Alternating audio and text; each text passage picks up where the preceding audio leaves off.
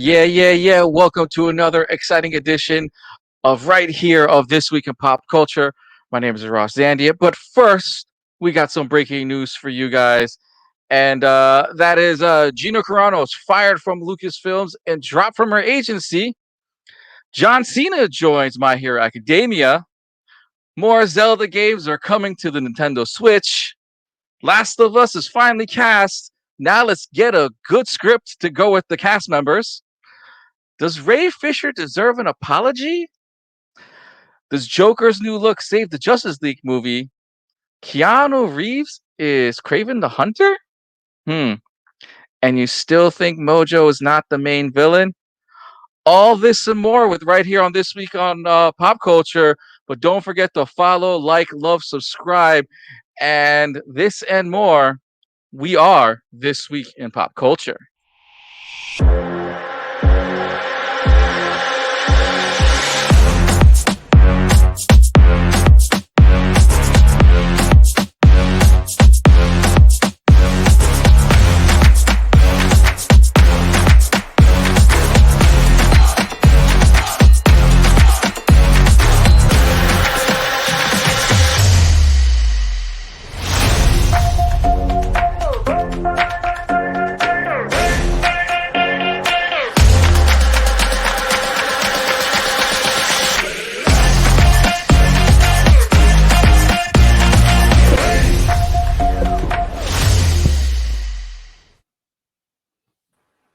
Welcome to the Valentine's Day edition of This Week in Pop Culture.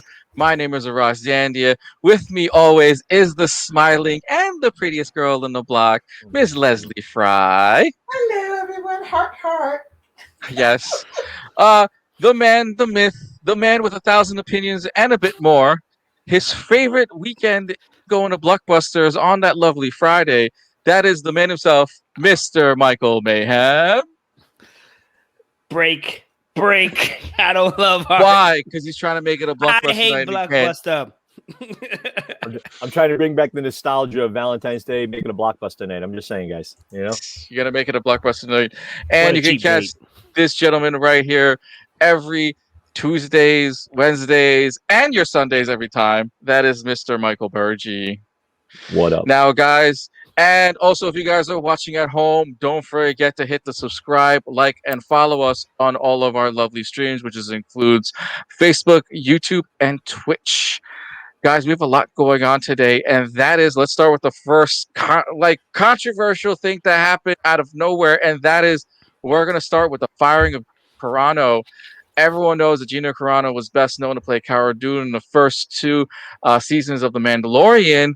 Well, reportedly, Cara Dune had some stuff on Twitter that were not so nice, and the hashtag Fire Gina Carano just got retweeted over and over again.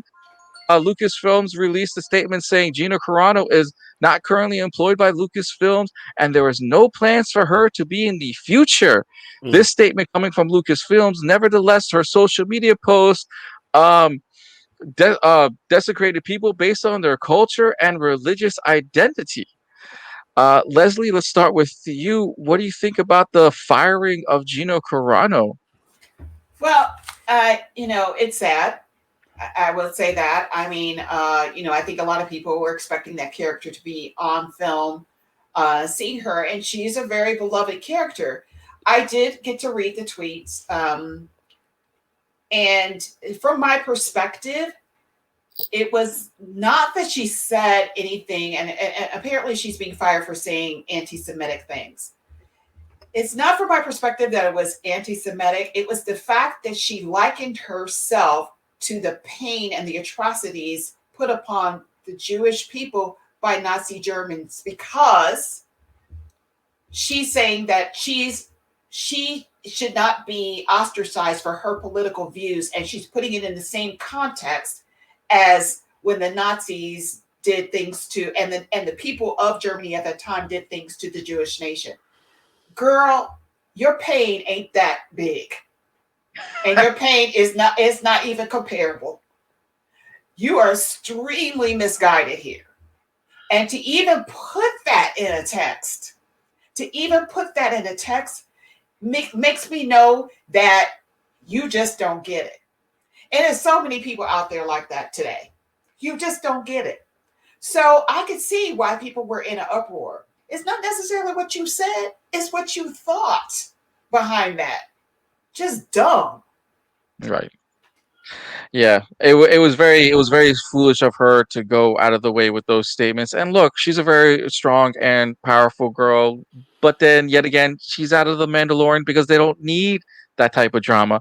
Mayhem with her being out of the Mandalorian series, is this going to hurt the series at all with any chance? No, they'll find somebody else to replace her and just be just as good as her character and carry the weight. Like, as somebody who was definitely all about Bobatch, you know, it saddens me because it's just like, you knew that this was going to happen. The kind of comments that you were making and just the presence that you had, and you had a really good thing going. Like, I loved her character in the Mandalorian. It felt authentic to me, and I saw her going places. And it's just like, for her, it was just like, there's no stop. I'm going to keep doing what I'm doing and in danger, not necessarily in danger, but like just threaten my career and just offend people. And it's just like, why would you do that? Like, why, girl? Anyway, they're gonna find somebody who's gonna replace her, and hopefully they're a better actress than her, and we can all fall in love again, because her character per se was like the best for me. Right. And we'll say this though, we'll end it with Burge and everything. Do you feel like they're going to recast her, or they are going to get a whole new character? Because right now, cast Lucy Lawless is trending harder than ever before to sort of replace Gina Carano, or a character based off of Gina Carano. The tough one. I don't know if they're going to recast her per se. I do think that we will see in the first episode of the Mandalorian season 3 that Cara Dune has died in a tragic bounty attack somewhere, and that's how they'll just end it. They'll probably bring in a new character. They'll just play a different, style character from the Star Wars, universe. They're going to go with the new character. They're going to go with a female because they're going to want to keep that female audience going, and to keep, as Mayhem does, the Bobatch. You got to keep that going. So they're going to do that. This woman's an idiot. You were handed the keys to the kingdom. You would have had work for career, for life, conventions, would have made money off of this for many, many years to come. Just right. Dumb. All right. One more thing real quick, and then we'll continue on. One more thing. Do you guys see Ronda Rousey taking her place? Because granted, she Gina Carano is an MMA fighter, strength in women, and we see the same thing out of former UFC champion and former WWE champion Ronda Rousey. Do you see Ronda Rousey coming in to fill in those shoes? Leslie, let's go with you. No, I don't see that. I think that Gina Carano made that character, so I don't see that. I think that they're going to probably just completely just write her out and maybe bring in another strong character. I do want to say something too. Here's a clue for anybody that is tweeting that is white. I'm just going to say, if you compare yourself to any other culture outside of your own in America, don't do it, because it's definitely going to be cancer culture on your behind. So right. just don't do it. You can't compare to anybody else's pain, especially when you are living in America that has had a history of disenfranchising and its people of color and the racial disparity that's in this country. So don't even compare yourself to that same pain. You don't know. Right. But to some joyous occasions after that, we have now a cast for The Last of Us. And that is, after rumor after rumor after rumor, we finally see that Pedro Pascal has now been cast to play Joel Miller in the Last of Us series, starting for HBO Plus, for the HBO Max series. Also, Bella Ramsey, who was best known for Game of Thrones, will be joining Pascal as well too. I know I got hardcore gamers right below me right there. What do you guys think of this cast, especially Pascal and the crazy schedule he's going to have from Mandalorian to other movies, and now we have him for the HBO series Last of Us. Let's go with you, hey, Pascal, that's a good thing. And Ramsey. That's a good thing to have that much work. I do think though that the writers of The Mandalorian are going to cast him or they're actually going to do it so that he's not always on scene with the Mandalorian. And let's face it, a lot of times he's in his costume. So, you know, it could be anybody playing that role if they could get his walk down, because he has a very unique walk. But I am so exceptionally excited about this. They couldn't have picked a better person to play the role of Joel. They couldn't have picked a better person to play the role of Ellie, which is the young lady, Bella Ramsey, who played in Game of Thrones. I am so excited about this. And from what I understand, the director and the writers are not taking away from the game itself. They're actually just filling in things that we may not have been able to know about in the game. So I'm so excited. I'm just excited about it. Bayhem, your thoughts on Last of Us cast, and are you expecting to see other cast members, or we're just going with these two? Let's get a good script going. Like, don't mess this up, WB. Come on. Let's get a good script going. They already have the blueprint, bro. If you played the Last of Us game, forget 2, because 2 is controversial for whatever reason. I love 2. But if you played the first one, it is gold. They are sitting on gold. And if they decide to do Last of Us 2, I might have to buy a series. I might have to buy this. I wanted to wait till Game of Thrones happened, but I might have to buy the series first. Let me tell you what's going to happen. First of all, we have somebody from Game of Thrones. And if you've watched Game of Thrones, Lyanna Mormont has seen some stuff. We have Pedro Pascal, who I believe, honestly, when you act beside this man, your acting comes up with him. This is a great movie. This is a great series. This is a great story. They're going to, if you're talking about script, the only thing they need to do is put in stuff that the average gamer may not necessarily go, which is like side missions or other memos lied about, whatever. This is pure gold, and this acting is going to be undeniably great. This man is a beautiful man, and I cannot wait to see him on screen. Pedro, you don't know me, but I love you. Happy Valentine's Day. Right? Valentine's The love is, I mean, it truly is. The love is real for Pedro, and it seems like everything he's done, which includes Wonder Woman, has actually been solid.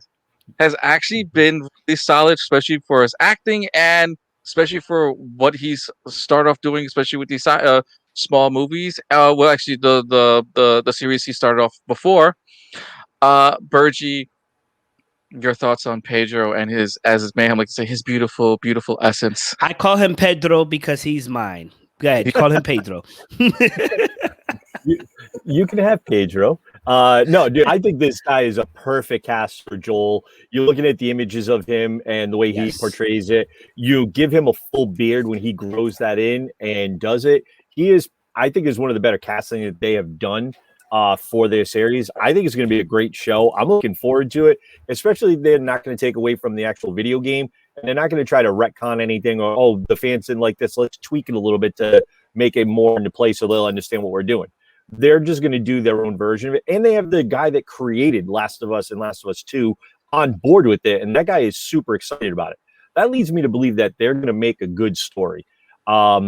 My only downfall to it, and I know I'm going to get a little hate for the little flack, but I think we've already seen The Walking Dead on AMC. This is pretty much what it is. No. It's just, No. yes, it is. No. Yes, it is. No. Yes, No, it it's is. not, Bergie. Have you played the game, Bergie? No, I have not played the game. That's Oh. why. That's why, Bergie. I don't. But you look at it this way: it is literally a post-apocalyptic world, 20 years after the demise of humanity. Bergie. Walking Dead, and they're fighting against a virus that is basically Bioshock, or what are they doing? You know what it's it is? a mold. It's a fungus. You know what it So, is? a fungus. It's somebody. It's like you're sick, and somebody's telling you what you should do, and somebody who went through something you went through and actually telling you the cure. Because the Last of Us storyline is literally beautiful. It's nothing like The Walking Dead whatsoever. The Walking Dead focuses on such bad and minimalistic human interaction in a sense. And don't get me wrong, there's a lot of human interaction, but it's just like, oh, humans are the bad guys. The Last of Us is all about humanity, moral decisions, literally the savior of the world, and what Joel and Ellie have to go through to necessarily come to that point. And then it makes you question who you are and what side you take at the end of the game. And that's just the game, bro. You haven't played it. I get that. It's the game. What I'm saying is the series is going to a lot of similarities with The Walking Dead. What? No. If you want to say Bergie has a point, because if we watch some of these post-apocalyptic movies, even before Walking Dead, they've repeated the same scenario. So here's hoping that the script is good and it doesn't follow what already is happening on TV. I got one last thing to say. But the difference is the moral fiber of the two characters that we're playing. This is different. And it's different because of their story. The Walking Dead has nothing in comparison with these two people. This is more character driven, but emotionally character driven, and what is the right thing. It is different. It is different. Yes. This is why the franchise was so hugely successful. There is something that is different about it. Walking Dead didn't make you question your choice like that. I mean, I know there's a game that kind of does it, but it's not like this. It's not like this because I played both, and it's not even. Well, Walking Dead was cut off at the knees due to a lot of controversy that happened midway through, and a lot of characters that were based to end and everything kind of got ruined. The storyline did get ruined somewhere down the line. That's why he's trying to compare and contrast, so that way the story doesn't change or due to political nature, and that's what killed Walking Dead. You also look at it this way. Well, hold on, Ash. You also look at it this way. Joel is a smuggler who's taken a woman, a young lady who's 14, who has basically the cure in her to cure a disease that is basically inflicting a lot of people. A post-apocalyptic world. I'm sorry, it sounds like a lot like Walking Dead. No, it sounds a lot like the movie Cyborg with Jean-Claude Van Damme. That's what it sounds like. That's hot. But anyway, it doesn't really matter, because once the series starts, one of us or two of us going to have our shirt saying "cut the check," because because two is going to be right, two is going to be wrong. But does it really matter? Because why? Get your last minute Valentine's gifts at artistclub.ninja and get your favorite cut the check shirts to Pure Mayhem, to Leslie's shirt of her cut the check. I'm endorsing a new shirt as well too. And everyone's favorite this week of pop culture. Get yours. Get your last minute gifts. Get the pillows. Get your mask, because you need a new sweatshirt. You need a new mask. All available there at artistclub.ninja. My new shirt says Bergie was wrong. Hashtag Bergie was wrong. All right, let's get into some more craziness. We'll say, and that is Joker look for the Justice League movie. Just this week alone, Zack Snyder's at it again with releasing more stills after another and after another, but it seems to have reimagined Grant Morrison's Clown of Midnight style, which is sort of like the psycho doctor nurse look that we got in the Christopher Nolan look that we got in the hospital. But that's me saying this, and completely getting away from the Joker look that was in Suicide Squad. Guys, it seems like this character kind of resembles the Heath Ledger Joker, but not 100% completely. He does look a little more sinister. He does look good, but I was okay with Gangster Joker as long as there was a good story to go with it. Guys, are you okay with this new look? Are you happy with it? Or are you... Mayhem, you know what? We'll start with you first. Warner Brothers and DC are the parking meters of movie districts, where you pay 4 quarters and you only get 16 minutes, to park your car. They are literally trying to just get us to spend as much money to go watch this movie that's going to be bull crap malarkey. And I don't understand why everybody's still talking about this. I don't even want to speak on it anymore, honestly, because it's just trash. Yes, the Joker looks like Heath Ledger because that's the Joker we wanted, or something like it. He didn't do Joaquin Phoenix's Joker. Okay, fine, whatever. But so what? So what? I can't say it on this show, but they're taking us for a joyride. There you go. That's a good answer. They're taking us for a endless ride, we'll say. Carousel, an endless carousel. An endless carousel that just keeps going on. We get With all this these movie. crazy stills. With this movie, Bergie's gonna watch it because he thinks Bergie's gonna watch it because he thinks The Last of Us is the same. Well, Bergie's gonna watch it in the hopes of As Ryan Walking Reynolds Dead. shows up as Green Lantern. But anywho, Leslie, with all the stills coming back and forth, is this hype train real? Listen, if the Joker were a Barbie doll when I was 10 years old, Oh my god! I would love it because he has so many looks, Oh you know, and I could put him in different clothes and everything. I mean, that's how I feel about this. They're selling it like, hey, buy Barbie with her new dream boat, and you're still going to get the same old, crap. I am not thrilled about this. Who cares? The movie was booty. It was not great. And so who cares? A look is not going to change a bad movie. It's just not. A look is not going to do it. I don't care what they're trying to sell me. I'm so done with this that ad nauseum. I don't want to see anything about Batman with anything Batman's name or anything with this Snyder cut. I don't want to see anything anymore. I'm done. I'm done. All right, Bergie, are you ready? Are you ready for Sucker Punch 5.0? This is definitely going to be a blow to the gut on it. I mean, I don't mind the look. It looks a little bit more like the Nolan look. It looks a lot better than the meth head, crackhead look that they had from Suicide Squad and that. So they improved on the look a little bit. They're trying to basically do something that fans resonated with, which was a good character, which was the way Joaquin Phoenix had the longer hair and Heath Ledger with it and the look and the makeup. That's what they're trying to do because they understood the crackhead look didn't go. I still don't think that we need him in there. If they're supposed to be fighting Steppenwolf and Darkseid, why is the Joker involved in this? This is them just product placement in a way and putting a character in to just basically sell something because they know it's a name and that we're going to look at it and be like, okay, it's the Joker. We know who it is. No one cares. I mean, I'm hoping it's not going to be a hot pile of trash like 2020 was, but I do believe the Justice League movie is going to be that. I hope it's not, but I think it is. All right, with all the hot mess trash that HBO has thrown in this, I mean, would this have been better as a series, or will time tell after we watch this? Go ahead, Leslie. I think I would have been I think I would have received it better if it was a series. Because that's something they haven't showed us yet, really. Mm-hmm. Not something that's gritty and hardcore that belongs on HBO Max. I just don't think that they're being imaginative enough, and they're pandering to get their fans back because they really have not produced anything. And by the time we see this movie, we're going to be so sick of the Joker.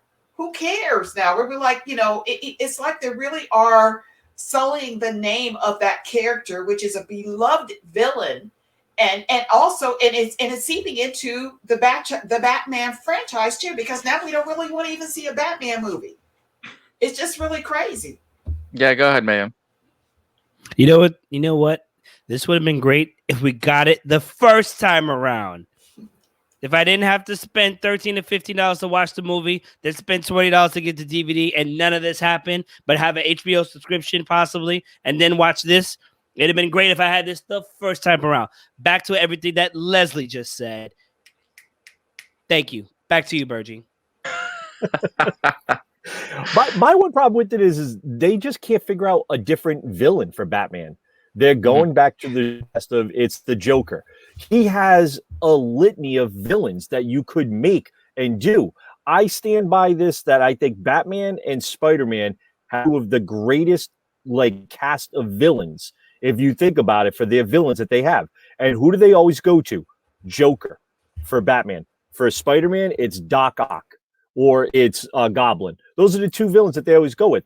I'm thankful that what's his name, Vulture. They did a great job with Vulture with Michael Keaton, so they gave me a different villain. I'm hoping with Robert Pattinson's bedazzled, sparkled Batman, we might get the Riddler / Black Mask or whoever they're doing there. Hush. I think it's a Hush character. So I'm looking forward to it. They give us a different villain.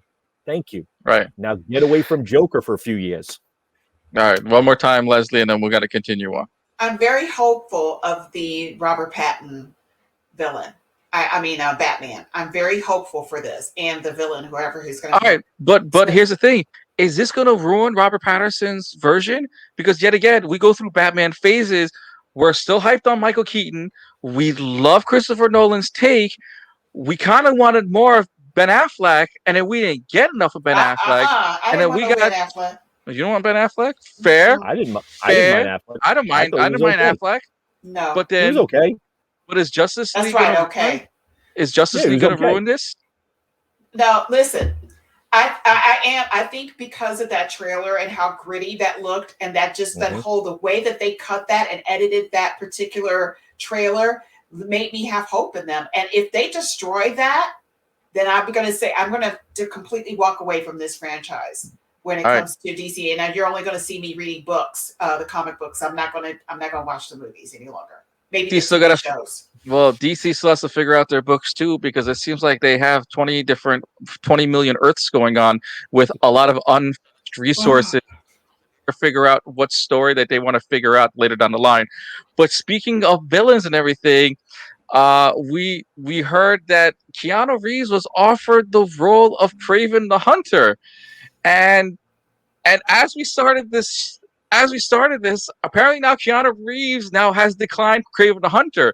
But right during this time, I'll agree with Bergie and Mayhem that everyone wants Carl Urban to go and play KRAVIN the Hunter. Leslie, we all know Keanu Reeves is an amazing actor, but could you really see him as a gritty? I mean, look, he's a good boogeyman, but can you really see him being KRAVIN the Hunter? Even he can't see himself playing KRAVIN the Hunter. That's why he declined it. You know, he is still waiting for that one role, but he was good as John Constantine. So, I mean, keep him there. Give us another version of that. I thought he was very good at that. I, too, want to see Carl Urban as KRAVIN. I think that he embodies that raw, manly beast, whatever that is, that vibe that KRAVIN has. I can definitely see him doing it. I mean, there's some other actors that could pull it off, but I just think that Urban has the chops.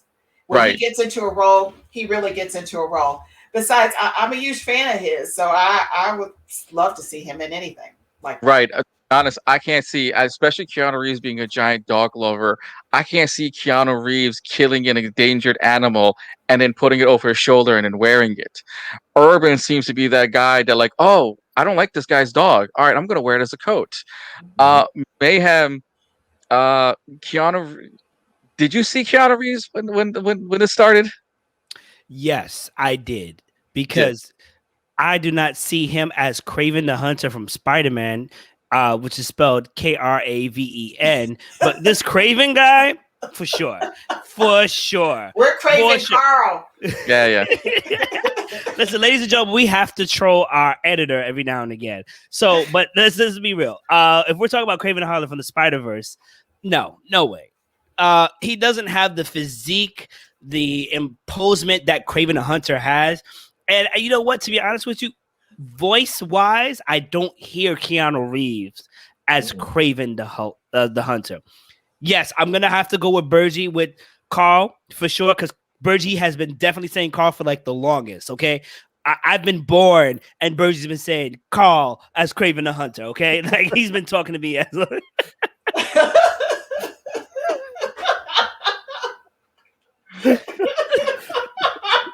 We need to get a new editor. We need a new editor. Let's start a GoFundMe again for Leslie Fry's bandwidth, okay, and constant service, and a proper spell for KRAVIN, because we need the K instead of the C. But nonetheless, Keanu, I think honestly, if we're gonna be serious, real quickly, I think they joined and jumped on the bandwagon of trying to snatch up Keanu Reeves that everybody was on not too long ago. You guys remember that? Everybody wanted Keanu Reeves in everything. And, you know, not saying he doesn't deserve to be in everything. He is an esteemed actor, but this is not him. This is not him. But maybe if you do an animation, maybe he can do the voice of Craven. He can't. Nah. No, I tried. But they Look, said that. Go ahead. Marvel wanted him to also. He was on the list for Keanu Reeves was on the list for him to play Wolverine. So there's got to be some sort of grittiness that we're looking at, or we're going still on the John Wick bandwagon. Well, we still have Burgie to finish before we can go back. Yeah. Burgie, your thoughts on Keanu Reeves, and are you happy? You know, you're happy. Yeah, go ahead. Yeah, we know. Urban, cut my say. check. Cut my check. Carl, you look at Carl Urban, man. When he's on The Boys and he wears that black jacket, that beard. Come on, man. That is Craven. If we're not going to give me Momoa, Carl Urban's the next best thing to do it. They're hyping up with Keanu, and I love Keanu Reeves. Like, dude, I've been a fan of Keanu Reeves since Point Break, way back in the day. Bill and Ted's, he's done. John Wick, he's done. Jesus Christ, The Matrix. Like, I am a huge fan of Keanu Reeves, but I don't see him as that character, and I don't know if I can picture him with a Russian accent or whatever accent they might go with for it and rewrite the story a little bit. He just doesn't strike me as that. They're going off the hype of John Wick and that type of thing. I just don't see him as that role. Carl Urban, dude, seriously, just sign it. If every fan in the world wants it, and I get it, you're trying to keep Keanu Reeves as part of this and part of the series. If anything, put him part of. I could see him more as Forge from X-Men. See him there. I could see other characters for him, but I cannot see him as Kraven Hunter. Just no. Like, do not do it. That would be one of the worst castings I think they would do. If Forge doesn't have a Jerry curl and a ponytail, I don't want him. That's Pedro Pascal's role. Don't take Pedro Pascal's role away. I see him playing Forge. I would take Pedro as that. Have y'all ever heard Keanu's Russian accent? So no, yes. He can't do it. He can't do it. But I want to tell you that Feige can't do accents for his life. Remember? No, he can't. He can't. Back to Dracula, the movie, him doing a British accent was even more atrocious. And he lost it somewhere halfway through the film. You know, I love my boy, but he lost it. It was a mess. Like Cat Williams was trying to do a Southern accent, and it only worked for the first 5 minutes of that movie. If you guys know what movie I'm talking about, that's another story. But anyway, it's kind of like actors. You know, kind of like Wanda. She has a Russian accent 1 minute, and then the next minute it's kind of gone. But go ahead, finish up. No, let's go there. Let's go there. Let's not go there yet. Let's not go there yet. I will say that one thing that we have to realize is that Feige approaches him about every role that he thinks he can do. He always turns it down because I believe that what he is waiting for is that one role that is going to personify him, that he feels himself. I don't doubt that Keanu isn't a fan of this franchise. He's just looking for that one role. But they approach him for every film. This is just like you know, they see him in the universe somewhere, so they're going to say, "Hey, go after Keanu first." All right. And then can I bring up a concern? Can I bring up a concern? Although Feige has been knocking it out the park for most of the movies, can I just say that right now, I feel like if Keanu says yes to any of the roles so far, it's like our Iron Man 3. It's like, yeah, we got a great cast, but a horrible script, and he doesn't fit in the movie. You know what I'm saying? Right. And I really don't want that for Keanu because I feel like Keanu as an actor has so much more to give, and anybody working beside him on that project can learn and give to the Marvel universe. But for right now, Feige just find a role that works for him, because otherwise it's Feige knows it's not going to work for him. Well, let's start with this. We all know where Moon Knight went, and everyone's craving for that one. But there are several other main characters that Keanu Reeves could actually play. And who do you guys think can Keanu Reeves play? In my opinion, I think he'd be a great Ghost Rider as well too. If he's not playing Forge, he'll make a great Ghost Rider. They simply have to go and recast that. I mean, the man does know how to ride a motorcycle. He knows how to work with weapons. And so if does you can't Norman see him as Reedus. that, so is Norman Reedus, and he's been rumored for Ghost Rider, and I would think that's a horrible pick. I don't see him as that role. I'm sorry. All right, going with Burgie. Who do you want to see now? Who do you want to see Keanu Reeves play in the Marvel MCU? Ooh. Ooh, Are tough we question. talking hero or villain? Does it matter? Doesn't across the matter. board? Doesn't matter. Doesn't matter. All right, fine. Mayhem. Yeah. Who do you think? Adam Warlock. Okay, really? Adam Warlock, I mean, he speaks, but then his words are more profound. He speaks in like freaking riddles. I feel like Keanu Reeves' voice is very low enough to do that. And then he could be very mysterious, but then he doesn't have to speak so much. And it's just the whole posture of this man. I feel like he can work it. And we need an Adam Warlock. So I think Keanu can left field us and be, left field us and just be like, yo, he's Adam Warlock forever. Right. Virgie? I don't like the Adam Warlock thing because they were looking for perfection when they made him, and I think they're going for a little bit younger look to it and stuff like that from that part. What I would think about something, it's just left field, like just totally left field on this one.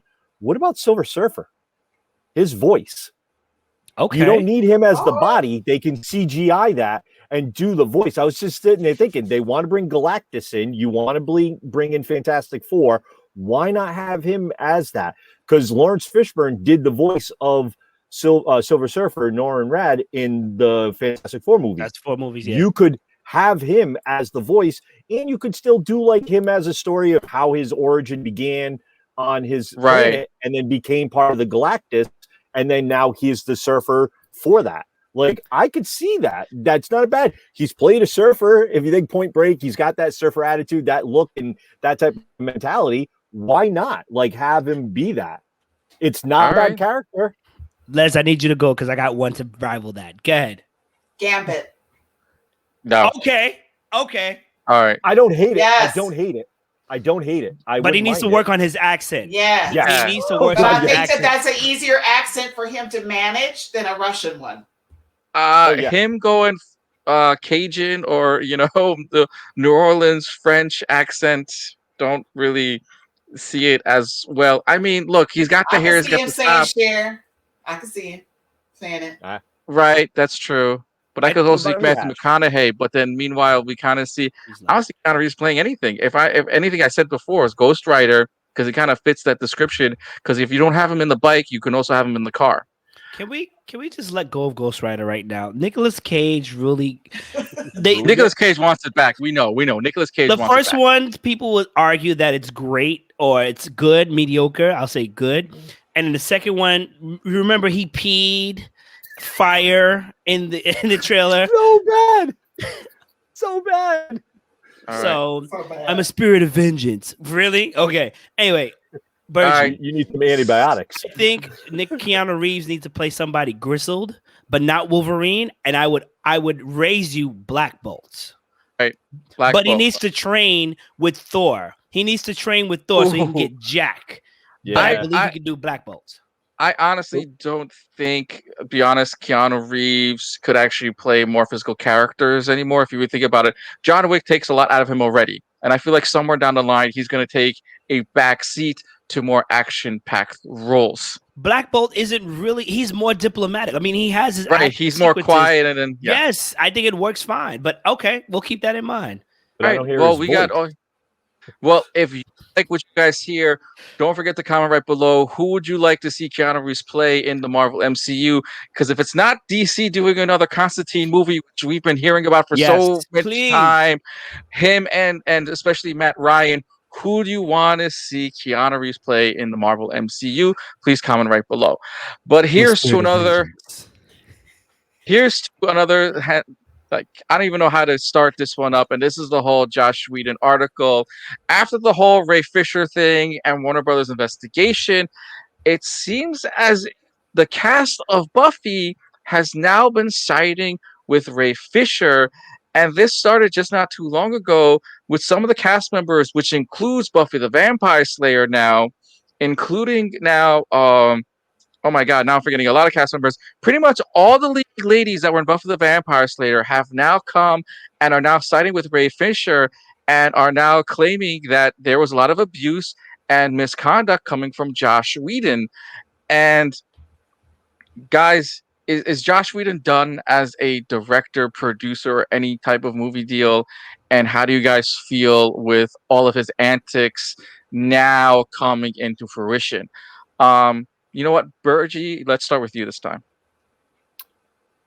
I looked at it this way when we talked about it before with Ray Fisher and everything like that. My question was, when is someone else going to drop the proverbial shoe in a way? And we were wondering, because we didn't hear much from the other cast members. We didn't hear from like the Marvel universe. We didn't hear from the Buffy universe. We didn't hear from Dollhouse universe. All the other stuff he's done.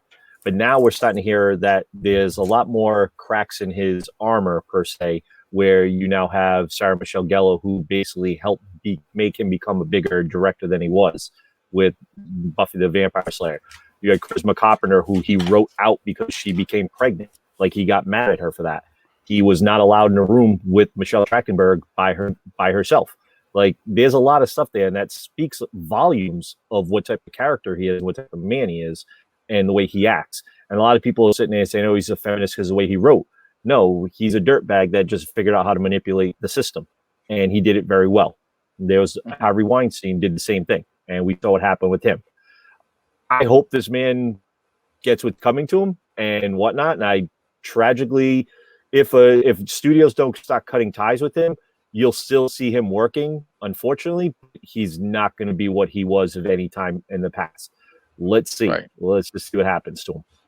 All right, Mayhem. Are you happy now that, well, not happy, sorry, forget that. Are you still waiting for Ray Fisher to get his apology? Yes, and I will wait forever and a day, even though I know it's not coming, because totally left field.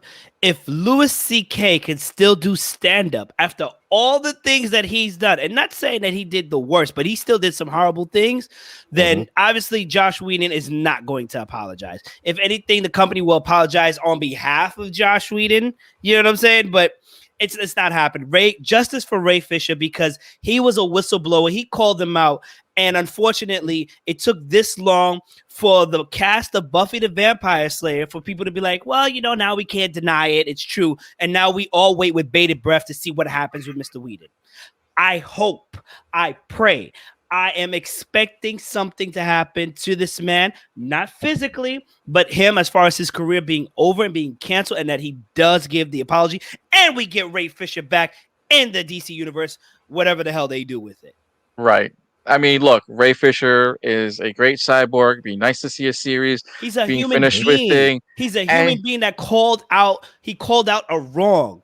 Forget that he's an actor. We've already discussed that. The fact that when he called it out, that he had no gain for it, right? It was a man doing this. He's a man calling out a wrong. And, I'm still waiting to see some of the other actors and actresses that are bigger names or whatever to see what they have to say, why they stayed silent. But now it's like people are taking it more serious because Buffy the Vampire Slayer and the cast are co-signing. Right. Because, Leslie, you had girl power. Now you just had girl power. And that is the whole cast of Buffy the Vampire Slayer come out with this. How about this? Take it away. Well, in my opinion, and I'm going to address something that Bergie said.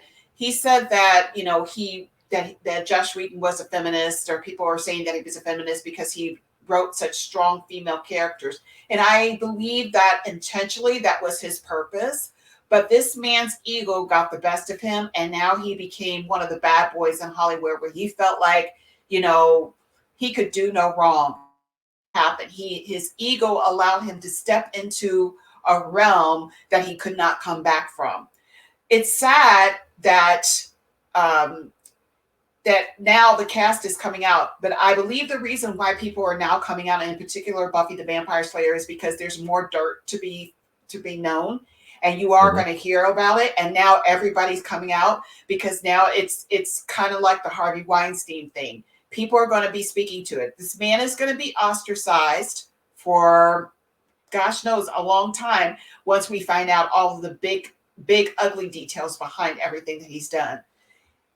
What is concerning to me is that Warner Media has not said anything regarding this. The investigation that was unfounded, supposedly regarding all of the abuse allegations against Joss Whedon, they did not even come out and speak to it at all.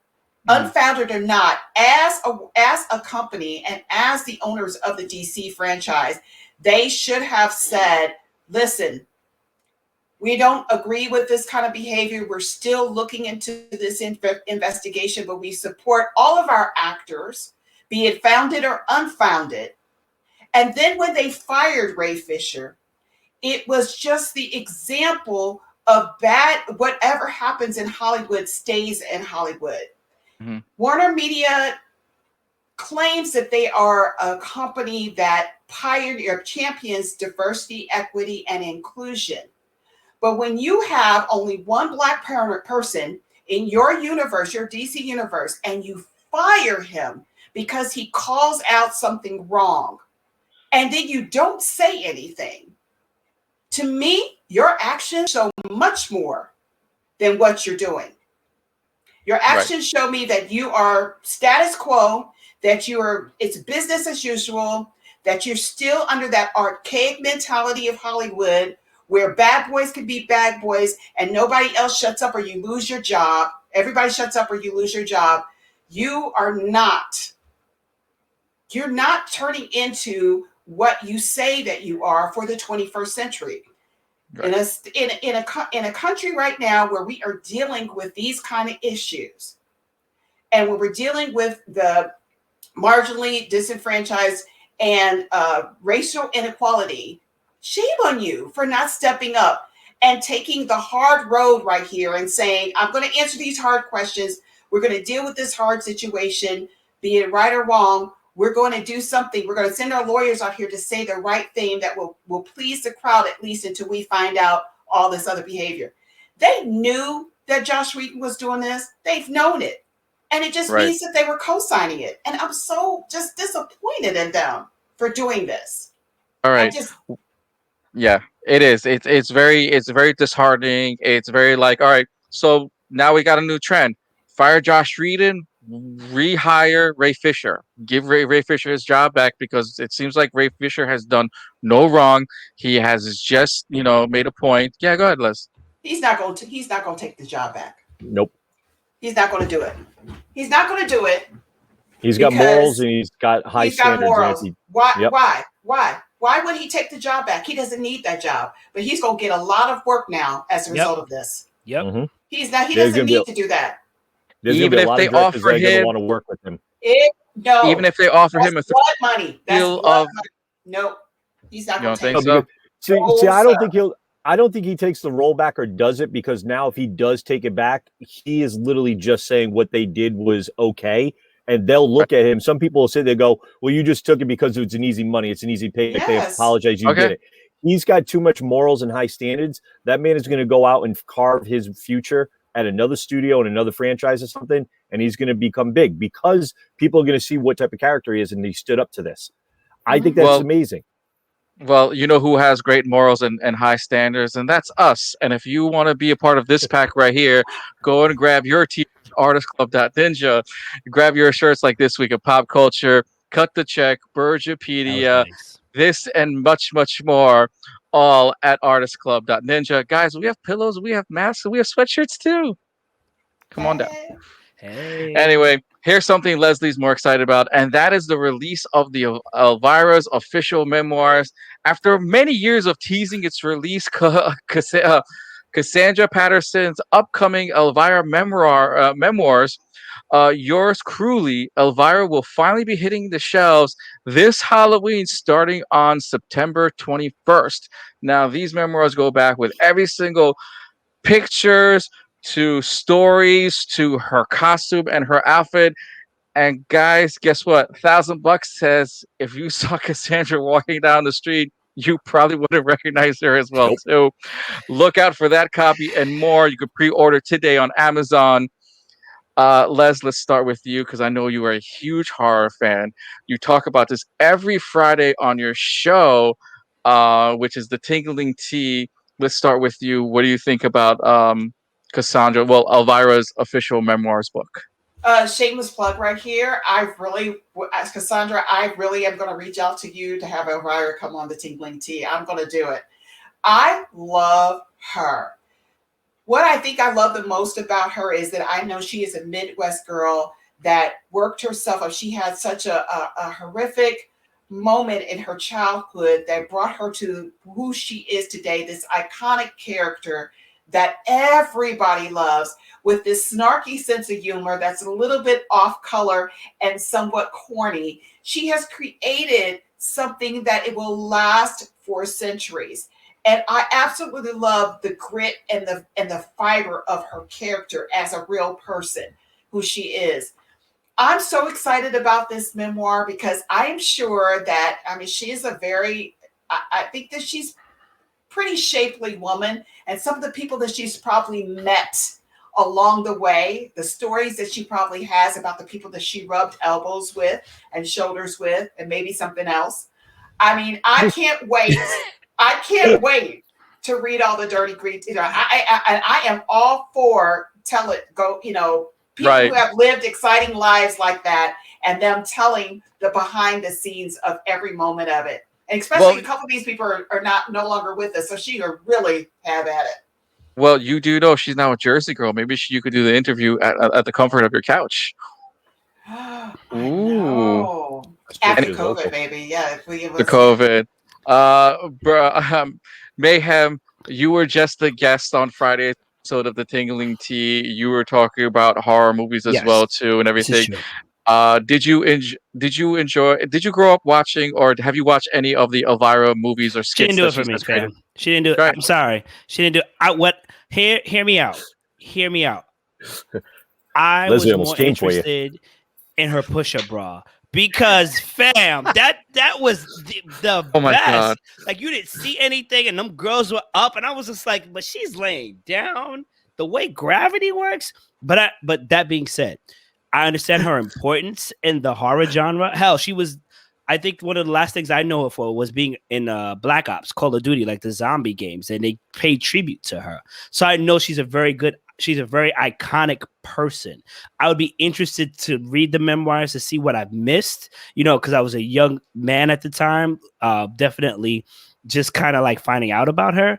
But at the same time, and then also, Les, I've been meaning to ask you, now that I have the time, is the tingling tea a recipe that you give people that you kind of want to off them? Because like if you're drinking tea and it's tingling, that's kind of like poison. It is poison. It's tingling. Mouth totally gets that very last. It could be anything in that tea. That's all I'm gonna say that'll make it tingle. I'll have the water, please. But tingle being the word right here, tingle. Tingle. Bergie, are you since you have a nice little collection of pop culture stuff behind, are you adding this or someone adding this to their, I guess, holiday season, we'll say? I will not be adding it to my collection personally. I mean, don't get me wrong.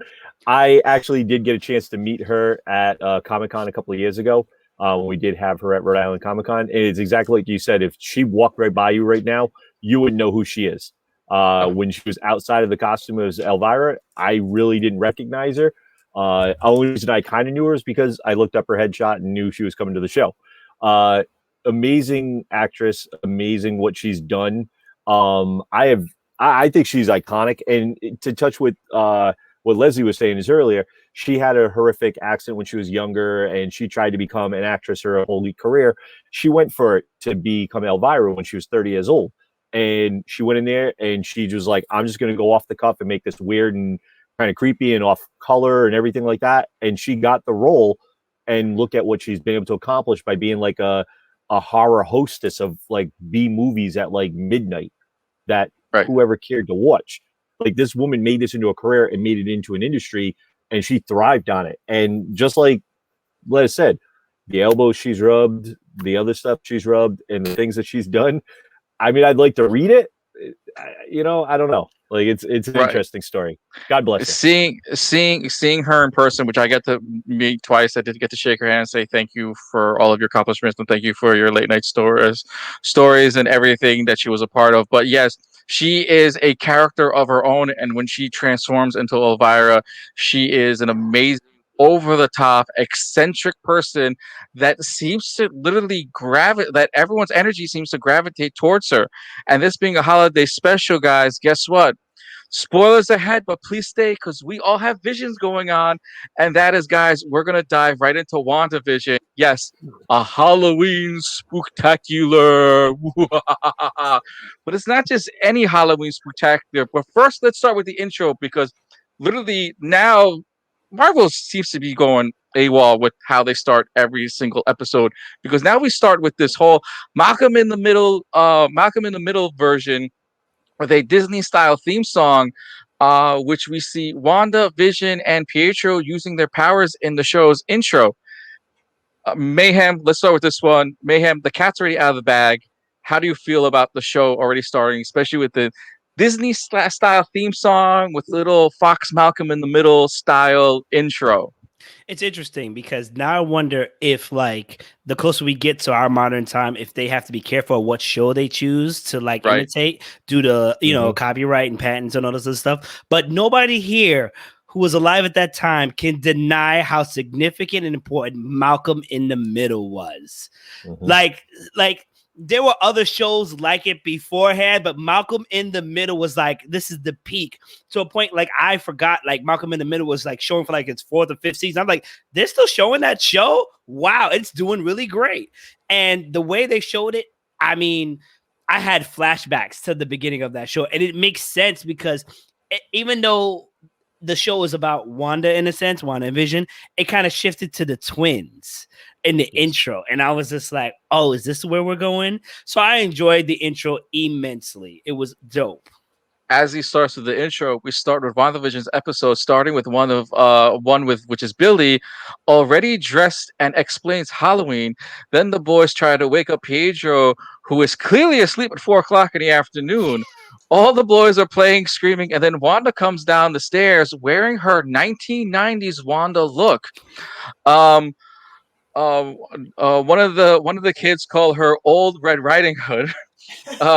Which she responds with, "I'm a Sokovian fortune teller." Right. Pietro calls her costume lame, then says, "Worse than the costume Mom used made us back when we had Trifus." Wanda then has this puzzled look on her face and has a flashback. First time we actually got to see a flashback point in the movie. Wanda has Wanda doesn't seem to remember anything, but Pietro responds with, "Just because you suppressed a lot of your childhood trauma." Lily then continues the show monologue by saying, "Wanda's been acting weird since Pietro showed up." Leslie, what did you think when Wanda comes down in that amazing Wanda costume and it screamed 1990? At this rate, we're trying to figure out what year it is anyway, but it was sort of like a 1994 era. We're going to get to that in just a second because there's a lot of time jumps. Before I even discuss that moment, I have to tell you how smart the writers of this show are. They are just impeccable with the detail. They obviously love this storyline, and the things that they bring in there, the clues, the Easter eggs, and everything like that are just, they're keeping me like, I can't, it's like I'm watching, I don't know, a prize fight, because I'm looking for everything. I'm playing scavenger hunt through the whole thing. I'm watching it, I'm trying to see if I can grasp details in the back. But that moment when she came downstairs and I saw it, I actually laughed. I had a moment where it was, I don't know if it was joyous laughter or it was just funny. And then Pietro's comment about, the kids' comment first about the fact that she looked like an Old Red Riding Hood was hilarious to me, because that was definitely pithy comments that we heard in the 90s from shows like Malcolm in the Middle. And it was just so rich in how they showed it. The fast pace also of the cameras, as an actor, is something that I noticed, because Malcolm in the Middle had a lot of fast cuts whenever they were looking, like they would zoom into his face or something, the back and forth of the camera angles when they were talking as part of the humor. It was perfect how they shot this. It was perfect. Wanda suppressing her memories it made me, at that moment, I realized, I suppose, when Pietro said what he said to her about her, just because you don't remember our memories and I do, that he's not with this whole, he's not what do you call it, enamored, or that he's not glamored by her. Mm-hmm. He is within his own pace, Yes. because he is so quick at what he does that he is moving around that. And so therefore, he's not in line with what's going on in the whole town. So he's basically woke. Yeah. And he's answering her. Right. Well, next we go and see. Well, next Vision starts walking down the stairs, and he's sporting his 1990s Vision look. Pietro makes fun of him, but Vision thinks he's dressed as a Mexican wrestler. Next we pan to the three boys, and that includes Pietro, and he seems to be holding a version 2 PlayStation 1 controller.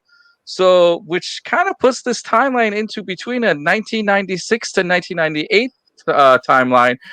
Bergie, now when you saw Vision's 90s look and the controller, what was your thoughts going through that little motion? Or did you have to go rewind and be like, is that a Super NES controller? Is that like something else? Like, hey, what was that real quick? So I was like what Leslie said, like I kind of geeked a little bit. I laughed because I was like, we've seen it in the trailer. Like I was like, oh, when are they going to show the costumes of the comic book style costumes? I geeked when they did Wanda first. Then you bring down him and you see that. And I was like, oh, thank you. The original costumes. It looked amazing. I get you're not going to put those actually in the Avengers movie because it would be a little weird with that costumes. But they did such a great job with this episode to put that in there. Yeah, I did notice it, the PlayStation 1/2 controller, because depending on when this was made, that is around the time of PS2. I'd almost would say it's right on the cusp of PS1 going into PS2. So depending on which way it goes, it was a cool nod to the old 90s stuff. They had a lot of great detail in this episode with everything just up to this point, to what they did with the Malcolm in the Middle, the cutscene, the way it was done. And it feels like I was watching Malcolm in the Middle. I'm just waiting for, Munez to come running across the screen or something. Like, where was he? Why didn't he make a cameo quick just to do it? The song, everything he did, absolutely amazing. Right. And a quick nod right there. That is a Sony product in the hands of Pietro and the boys. Mm-hmm. Next, we see Vision is off to join the neighborhood watch. Vision says that he's undercover. Wanda now gets upset that Vision is has made his own plans. Billy now adds another monologue where Wanda and Vision are acting different. Wanda then says this is the boy's first Halloween and he has to be there. Pietro now steps in and to lend a hand. Then he says twins need a father figure for the night. Ooh, what does that mean? I've got the XY chromosomes. Uncle Pete to the rescue. As Vision leans in to give Wanda a kiss on the cheek. You can clearly see Wanda isn't pleased with this. Vision then tells Wanda to be good and walks out the door. Let's go with Mayhem. Mayhem, everyone's acting weird at this point. Instead of just giving your lovely little kiss, a nice little kiss on the lips, goodbye, he gives her a kiss on the cheek, and Wanda's like, what the WTF, bruh? Wednesday, Thursday, Friday? You're right. Listen, I just want to bring to your attention, if you guys ever have a chance in your busy lives, so start watching the first 2 episodes. You realize that for me, I took it as Wanda viewed everything so simple and black and white. And then when color started being introduced into her world, topsy-turvy how complicated it got. So Pietro, once again, kind of like Bergie said, he's in his own little Leslie word, woke status, right? Mm-hmm. And yet Wanda even slipped up and said, but you're not supposed to, you're supposed to, as if things were predetermined. And then when she realized she couldn't say what she wanted to say, and even Vision kind of pried further, she got upset like every woman does with her man, okay, well, go ahead. Everything is fine. You know what that word means. Yeah, everything is fine. Abort mission. But he's a synthetic person. He's like, okay, well, all right, I guess I'll go. So you can kind of tell like the tension's still going. Things are not right. And I think it's Tommy who's telling us like, this is what's going on. Look out for this. He's monologuing. Next, a little scare here and there, and little brother and sister banter here and there as well too. Then Wanda says, "You don't even have a costume." Pietro grabs Tommy by the hand because Tommy started off the show without any costume, then dashes out the door. Then quickly returns back, and Pietro and Tommy are now sporting the Quicksilver look of the 1990s, looking like dear old dad gave him that costume. Burgie, when he came back sporting not just one character, but now two characters sporting the Quicksilver look, what would like now? Did you laugh and giggle the same time you laughed and giggled when Wanda came back the stairs? Dude, I geeked, man, because she sat there and she was like, "You can't go out. You don't even have a costume." And he was looking like that college kid that didn't grow up, that was a man child, as you know, the little kid said. And I was just like, "Oh, please tell me he's gonna get Quicksilver the costume, like please." Right. And then he comes back and it's like, and he's got the hair up and I was like, oh God, my childhood, the comics I read, the Avengers and everything like that, man. Oh God, it was beautiful. And I loved it with the little kid, the hairstyle, like beautiful. Like the nod. Did cosplay for the next Comic-Con? Oh, we're going to see these cosplays for the next Comic-Cons for years to come. We're going to see a lot of these cosplays. Yeah. Party City is going to make a lot of money off especially the old school Vision costume. Yeah. Oh, yeah. The old school Vision costume. You're going to see a lot of old school, you know, Wanda Maximoff. You're going to see that.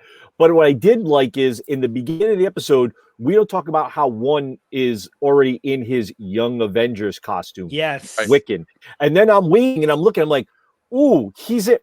When's the other one going to get his costume or get into it? And he's like, I'm just the cool twin. And I'm like, oh, come on, you got to give me it. And then he comes back and I'm like, I'm complete. This episode rocks right now. Like, if you don't think they're not setting up the Young Avengers with this, people, seriously.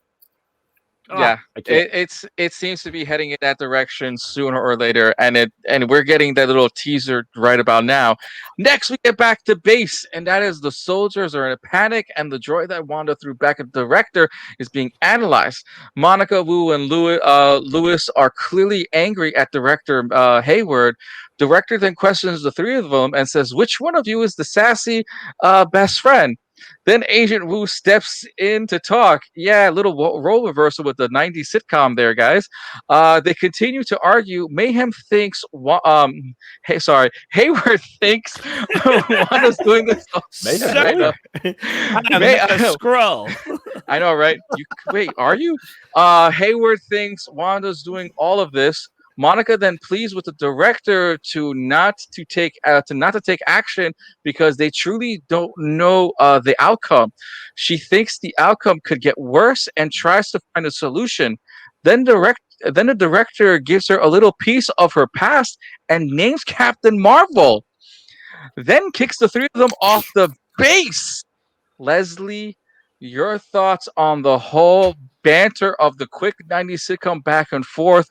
Wu coming in looking like the cute, like little best friend as you just watched Friends, and you also got to hear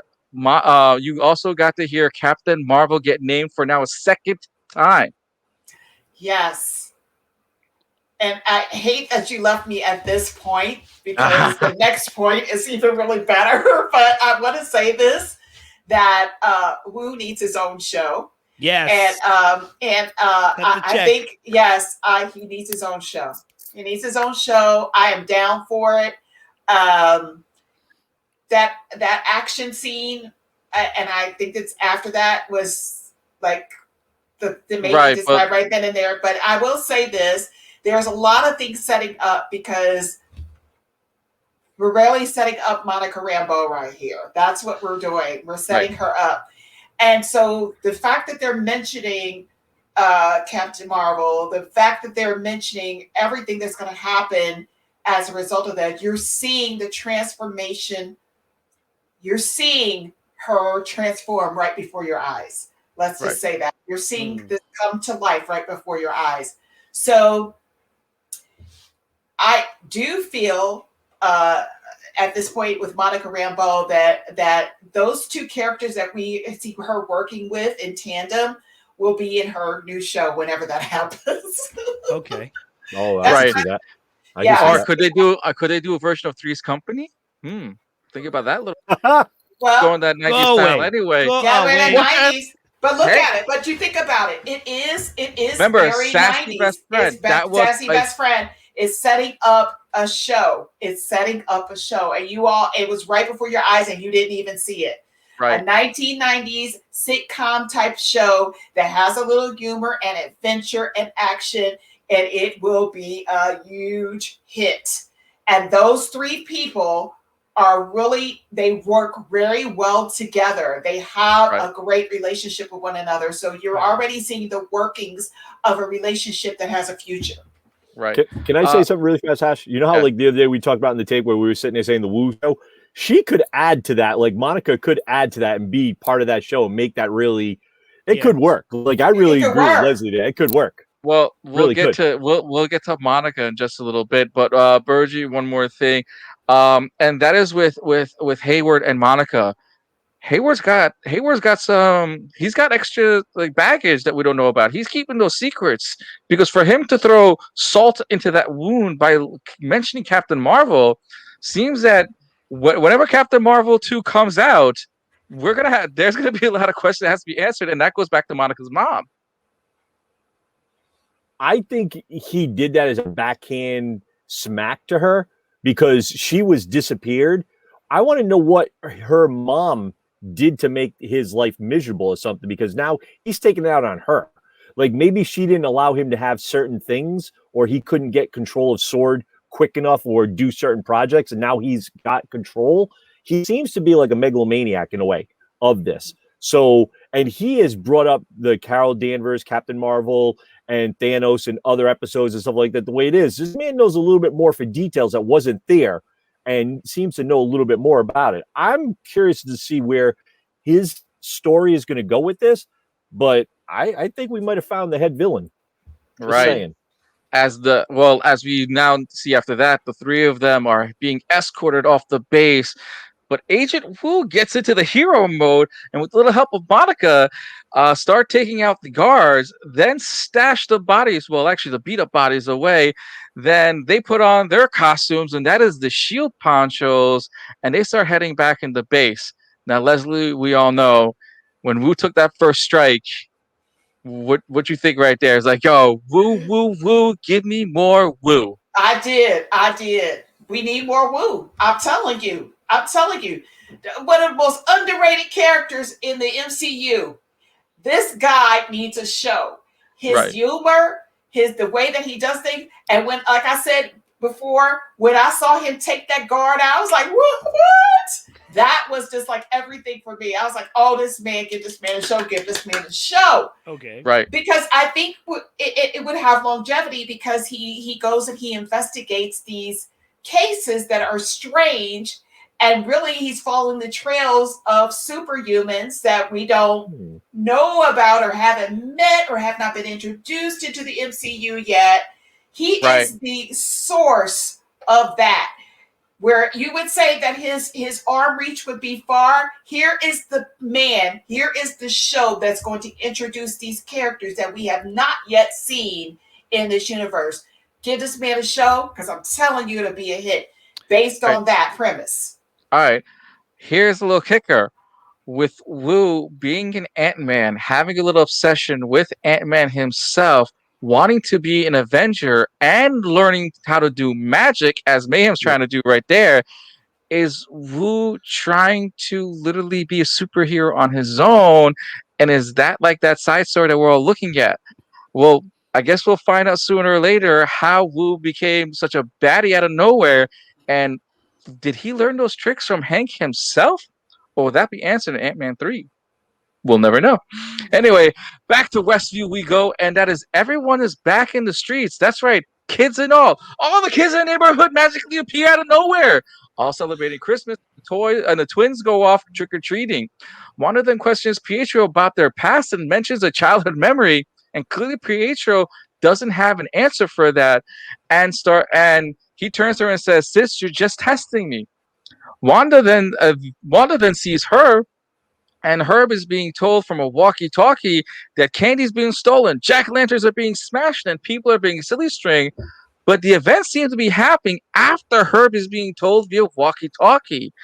She next mentions Vision and Herb says that Vision isn't on duty, and Wanda then clearly ponders, but then Herb asked, does she need help?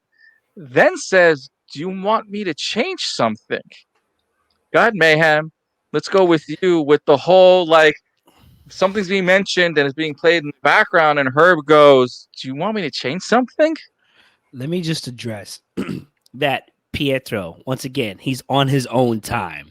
This man is letting us know, the viewers, that I've caught on to you, Wanda. You're trying to see whether or not I belong, much like the viewers are trying to figure out whether or not he belongs, but they're not going to give it to us. The most important thing to come out of the scene is Herb. Who is Herb talking to? Who is the director that Herb is talking to? And then he goes on to say to Wanda, not the audience, to Wanda, do you need me to change something? Is everything good? Why would Herb say something like that?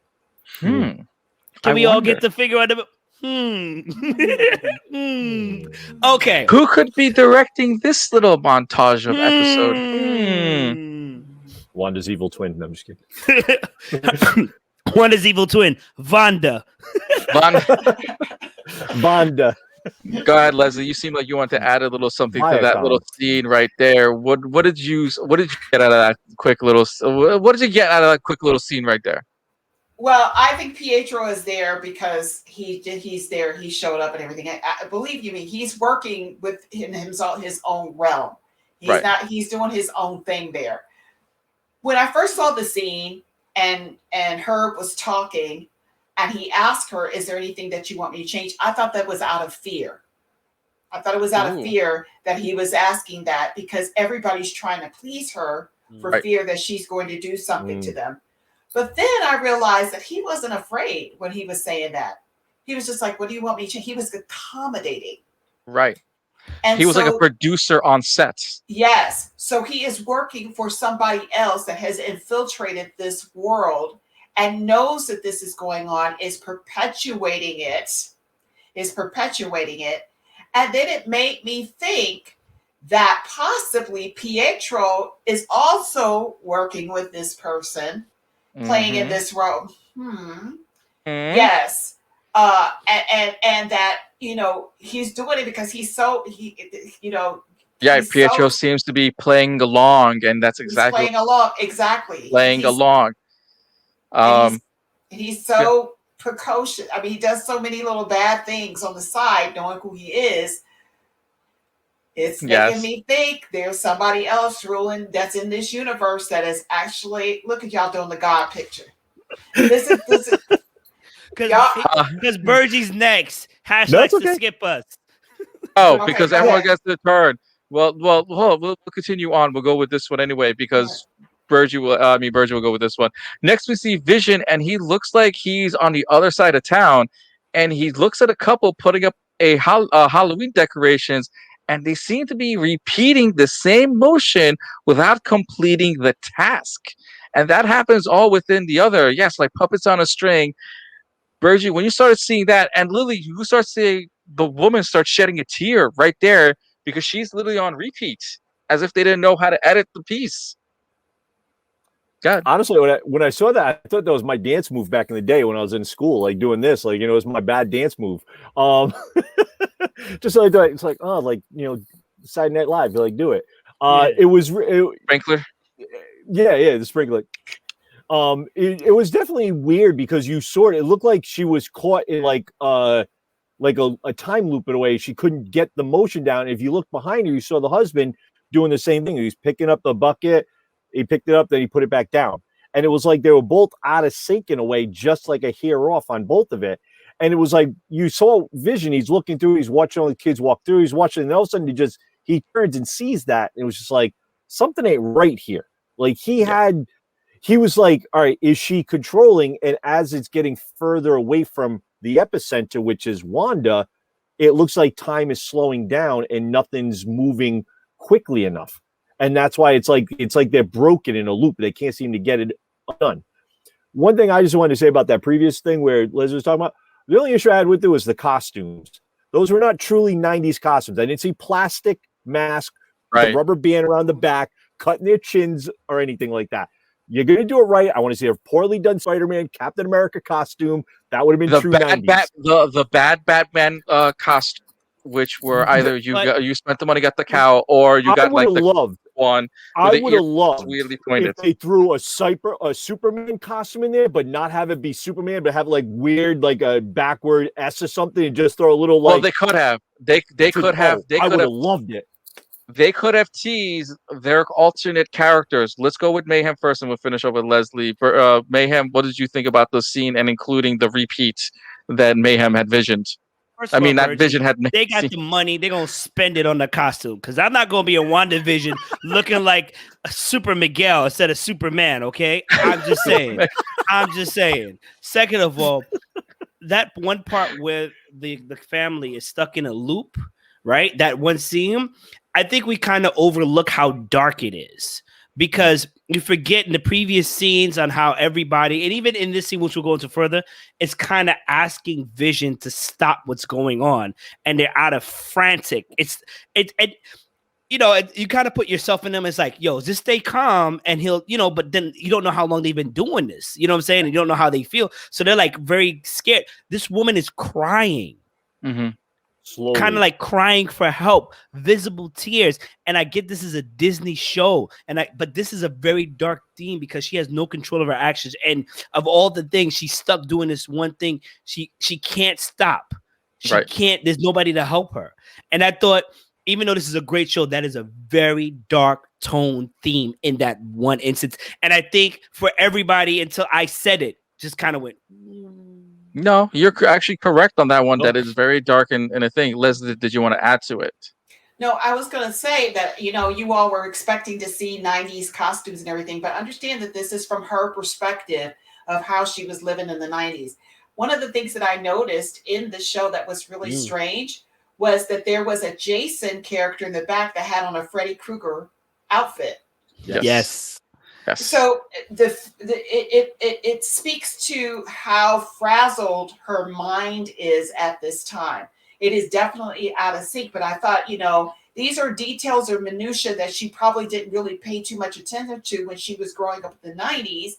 What she was focused on was the TV shows itself, and that portion of it had to be perfect. What she created for the Halloween portion of it for the kids was just her creating for the Halloween portion. She didn't have to be detailed about it. It was more about letting them have the experience instead of the detail. So that's why you didn't see that. And stealing the candy.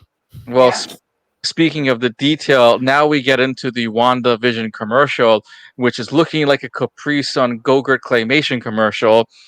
We start with what looks like a person stranded on a desert island in the middle of the ocean, and a shark appears to give him a snack.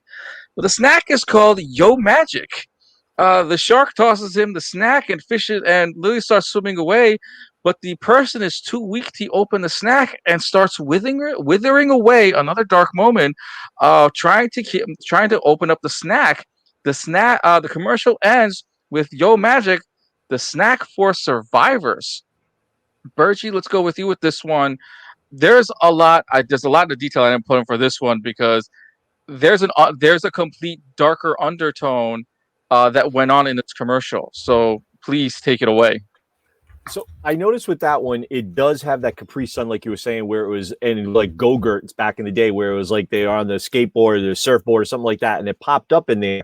And then when they did the Yo Magic thing, it was like, and it says it's magic for survivors. This it's a nod. Yo Magic, like your magic is for us. Like we're stealing your magic. And you notice that little child that was too weak and kept trying to open it and couldn't open it, and then eventually just withered away to a skeleton. That's what they're basically, they hint at someone stealing her magic or manipulating her magic to take it. Eating. So yeah, they're eating it. So there's a lot of villains we've discussed and whatnot. I have a thought on one that I think could be one of them. And if it is, the dude is just messed up. If it is this guy.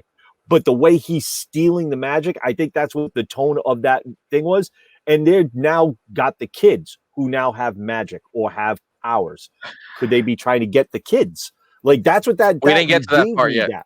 we're But not. that's what that your magic part is like. Right. That's where they have it. So Right. I'll go. Go ahead, Bert. Go ahead, man. So when I first saw this, I thought Yo Magic was just something for like pretty much Wanda and being a survivor. But then I sat down and I thought about it, and my theory is Yo Magic is for people like Vision. And without her magic, he would quote unquote die. But then the predator, who's the shark, right? Like, because who's the shark that's supplying it, right? I don't think that's the crazy part. I don't have a great answer for this, but it could be anybody who wants that magic. But if they were to take that magic and seal it from people like Vision, they would die. And to be honest with you, out of all the commercials, this is the darkest we've seen. Mm-hmm. And it's so bright, which is crazy. It's just like this game that I was just telling Leslie to play called Control, because it's bright, but it's so much dark undertones under it. It's like crazy. I'm finished. Back to you, Leslie. Go ahead, Leslie. I was going to say that I think you're wrong, Mayhem. I think that that shark giving that yogurt to that survivor is actually who is behind all of this, and who remains to be seen, unseen, right? But I also, because that the shark was not Wanda, the gift was Wanda or whatever. There's something within me telling me that this town agreed to go through some type of something to save them, like I'm not really sure what it was, but that they took this offer for this particular town, This is why she chose this particular town out of nowhere, out of all the many towns that she could have chosen to come in and to do this. This town was the one that was pinpointed. I believe that they took something from somebody, or they were offered something from somebody to help them for some reason. And that is what ended up is killing them. So what they accepted, maybe to be part of this experiment, maybe it was for money, whatever, now is killing them by being, they're like a test town, or something like that. That's what I think is going on. Well, there's a lot going on, and that is right after the commercial, right after that little commercial break in WandaVision, we're now back in the episode, and we see Wanda and Pietro and the twins in the town square. But something seems a little odd. When they have the movie theater in the background, they have two Disney movies on the building, and one says Parent Trap, which actually one says The Incredibles, which is a 2004, 2006 movie, and right below it is The Parent Trap, which is either you're going with the Lindsay Lohan movie of 1996, or you're going straight back into the 70s of Haley Mills. And if you are a child of Haley Mills, this timeline seems to be a little off, because the Parent Trap one goes off with two different dates, which is kind of weird. But if anyone's been in a third world country, will know that a lot of our old movies that were based in the 1970s or 80s will get repeated in other countries in the 1990s and 2000s and onward. But on to the episode that is continuing on, and that is Pietro and Wanda are having a minor brother and sister argument. Pietro says, "I'm just trying to do my part. Come to the town unexpectedly, create tension with my brother-in-law, stir up some trouble with the Rugrats, and ultimately give you grief. I mean, that is what you want, isn't it?" Next, Pietro says, I got shot like a chump on the streets for no reason at all. And next thing you know is I heard you calling me. I knew you needed me. Leslie, let's go with you, since you seem to be all excited about this scene, especially with the marquee that has sort of a triple entendre, we'll say, because of this crazy timeline. And if anyone who's ever known about certain movies, that all of our old movies will get reproduced or reshown as if it's a brand new movie in other countries. Let's start with you first. Yeah, that's absolutely true. You know, we'll have a movie here that came out in 2003 and probably won't hit someplace in Serbia until 3 to 5 years down the line, and it's a new movie there. So that also has something to do with her mindset as well, because she came from, you know, third world country. A third world country. Interestingly enough, when he said, "I just came here to do my part," isn't that what you wanted me to do? I thought about that comment that he made to her, and he is there to help her with her grief.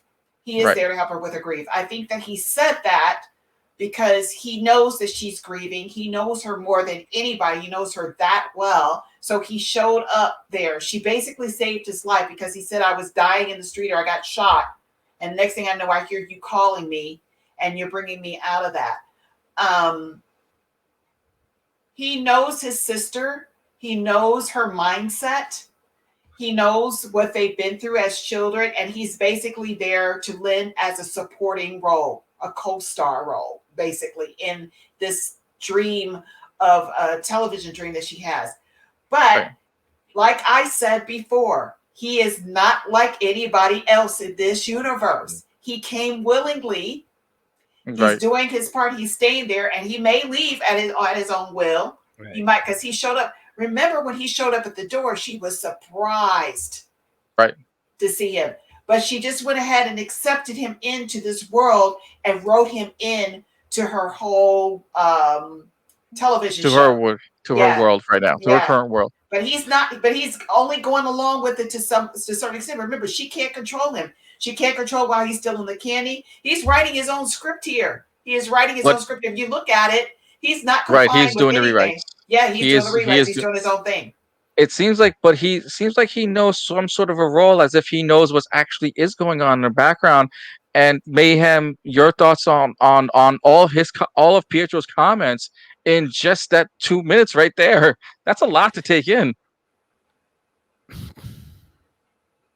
Do you want to give it to Bergie? I mean, you know, you're gonna pass it. You know, he tosses it. No. I'm just gonna say this one thing, and Bergie, by all means, you can take it for sure.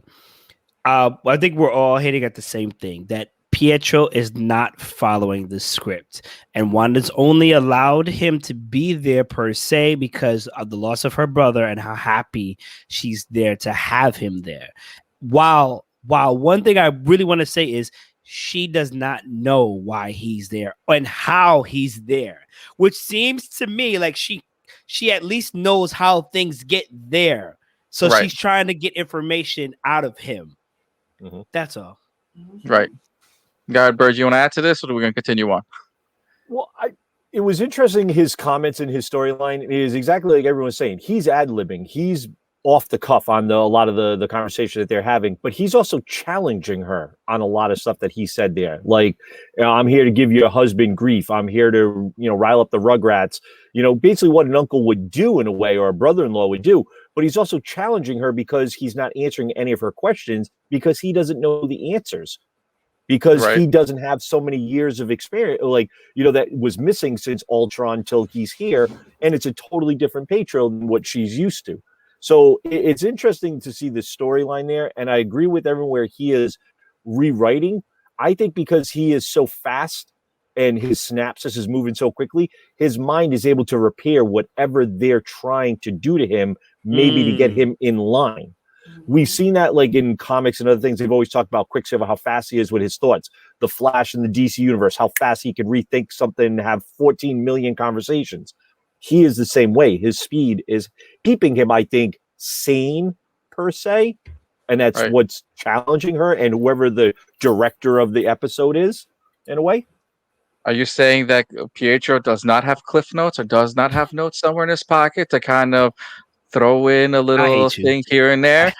But anyway, I would love it if he pulled out a script in the back and goes, "Do you want me to follow this?" I would love that. That would be amazing. That'll happen next episode, because sooner or later, everything we've sort of mentioned, the little minor details that everyone seems to miss, seems to be happening a little bit per episode. Yes, we go through this. Hash. You got a script? You got somebody on the inside? I thought all this time it was Les, but is it you? I already watched the episode, so I know what happens in the next WandaVision episode. But then now we just turns to the boys, and they seem to want a little bit more candy. But Tommy has now adopted Pietro's powers, and now he has the super quickness speed. They go off dashing for candy, but Wanda goes and says, "Don't go past Ellis Avenue."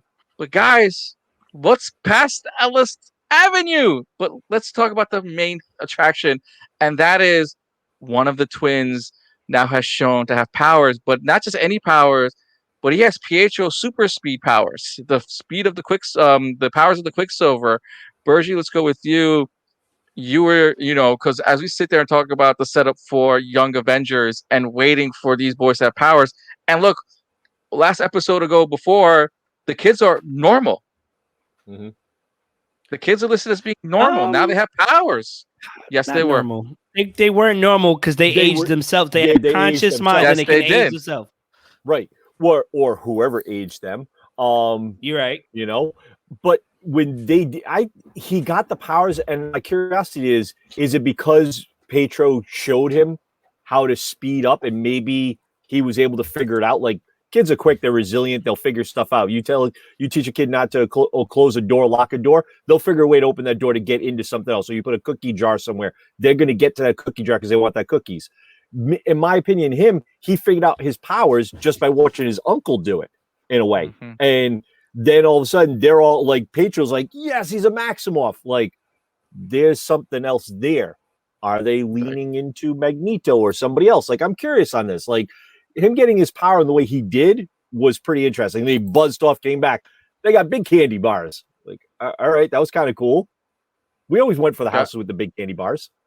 Yeah, we always go with the house with the big M on the symbol, since that Wanda is rocking her original 1990s Scarlet Witch's attire, which has, if you look at it, is an M on top. Anywho, Mayhem, take it away, since you seem to be pondering something. So I think, honestly, we're forgetting a very good detail, is that Wanda and Pietro were born from the Infinity Stones, in a sense, in the original universe, in the Marvel universe, right? In this Marvel universe, yes. Right. So, granted, the Pietro that we know now is a mutant, right? Who wasn't born from the Infinity Stones, in a sense. It doesn't matter because her sons are from her, which are from the Infinity Stones, which is why one of them, at least Tommy, if I'm not mistaken, is the one who has quote unquote Quicksilver speed. It just reacted or activated, activated a dormant gene. And remember, Vision can fly, I think, at the speed of sound as well. But how they got their power was from the Infinity Stone through their mother, through the genes.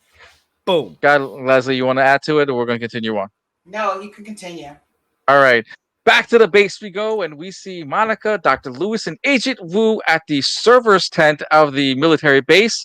But Dr. Lewis then starts hacking into the S.H.I.E.L.D.'s computer system.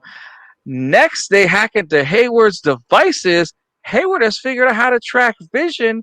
Then they figure out that the townspeople are all there. What'd you guys think of that little thing? Because all of a sudden, out of nowhere, there's more townspeople than what we have seen throughout every single episode. We go from a town of 5. Well, we go for a town of 8 people to a town of 12. 12 have now turned into 20, and now we have over 100 townspeople. It seems that the town is a lot bigger than what has everyone thought of in the Hex. But anyway, back to Westview, we get back to with that short little scene, and Vision is still trying to figure things out. He finds a group of houses with kids and adults frozen in time. Vision notices all of this and transforms back into his 90s, transforms out of his 90s costume and into his current look. He floats into the air and notices that there is a barrier around the town. But he also notices that there is a car at the edge of town as well, too.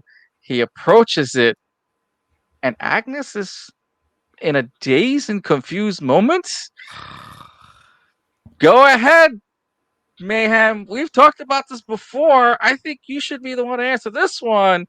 Let's talk about Agnes's actions when it comes to all Let me of tell you that. something. This is not even the scene I want to talk about, but they did a great job pacing this episode and answering things and leaving us with more questions with answers. This is the epitome of it right now. So we go back, they answer it, and Hayward is tracking Vision. Why is Hayward only tracking Vision when Wanda is supposedly the problem? So now the center of everything, it seems to be Vision, at least with Hayward. You know what I'm saying? There's something wrong. But okay, we go back to Agnes. Right. Agnes. To anybody who watched this episode, we all had the same thought. You mean to tell me she wasn't in on this? Right. Did she get cut out? What happened?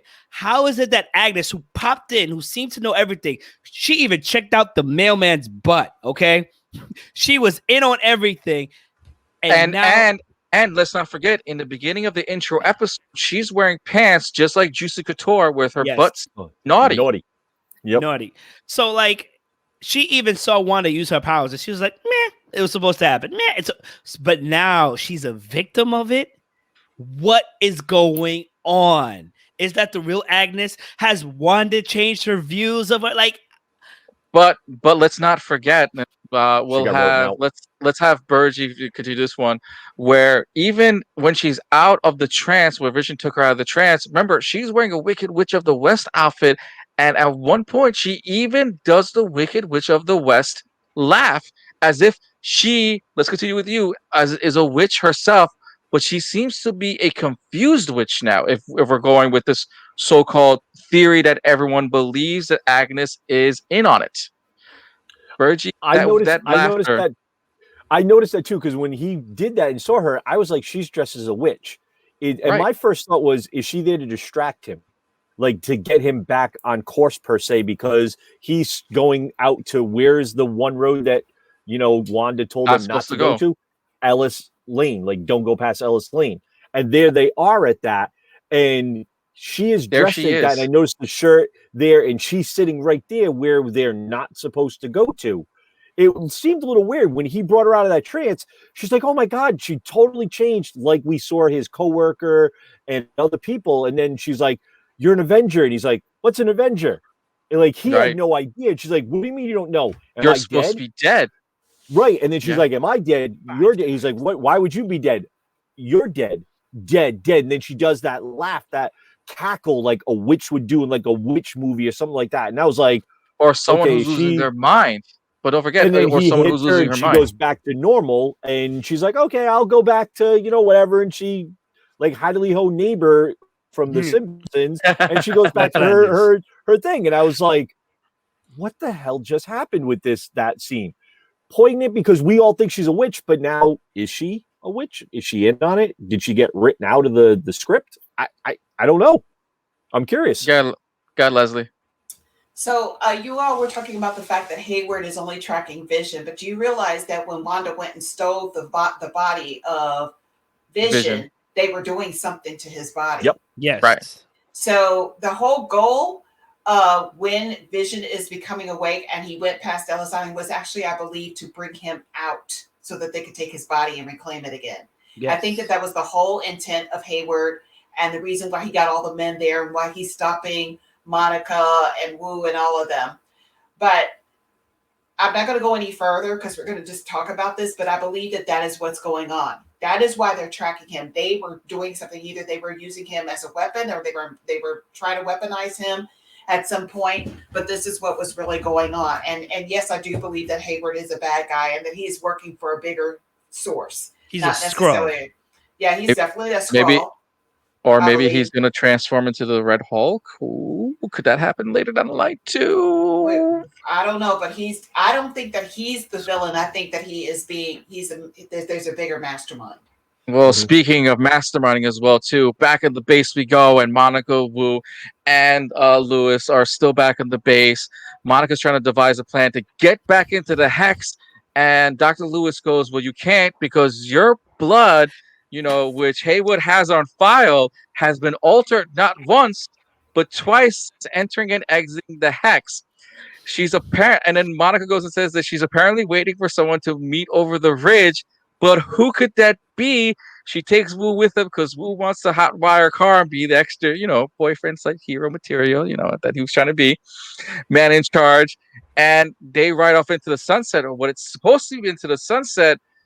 We lean back, and we sort of, all of a sudden, alarms start going off, and Vision is slowly making his way through the hex. Guys, let's talk about Monica real quick. Who did she make the call to? Who is Wu and her trying to go meet up? And what did you think about her blood now being altered, but not just one phase, but two phases? Mayhem, you're up in arms. Go for it. I don't even care who she meets. We'll get that answer in the next episode. I don't care. The fact that they told you episodes left. Right. The fact that they told you her blood was altered. Yup. Oh my! That's what we're going with, Marvel. That's what we're going with, Disney. I called it.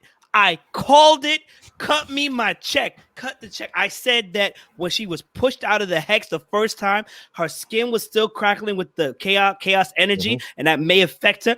And it's not once, but twice. She is transforming to the superhero that she was probably going to be anyway, and probably get a super power boost. Shout out to her. Shout out to her mother. I cannot wait. Oh, and I hope she fights some Captain Marvel just cause. Woo, right. I am excited. And we didn't get to that part, but I cannot wait because I don't think they didn't make it. That's all I'm gonna say. And then if they didn't make it, 3's the number. All right, we'll say. Leslie, your thoughts on the the quick blood transfusion that she was just told, which Monica didn't care, but she's off to meet someone. Listen, just like Mayhem, I was like, woo! I was screaming because I was like, she's coming, finally, and she seems to be so nonplussed about it, which I even loved even more, because I love that dynamic in a hero movie where somebody is not really accepting the fact that they are actually transforming into a superhero. They're like, so okay, I gotta go, I gotta take care of business. But girl, you don't know who you going to be. So right. I'm just saying, I loved that moment. And I also feel that what you just said about Wu, which is really cute, he's always going to have an infatuation for her. Oh, right. Yes. But who does he have the infatuation with?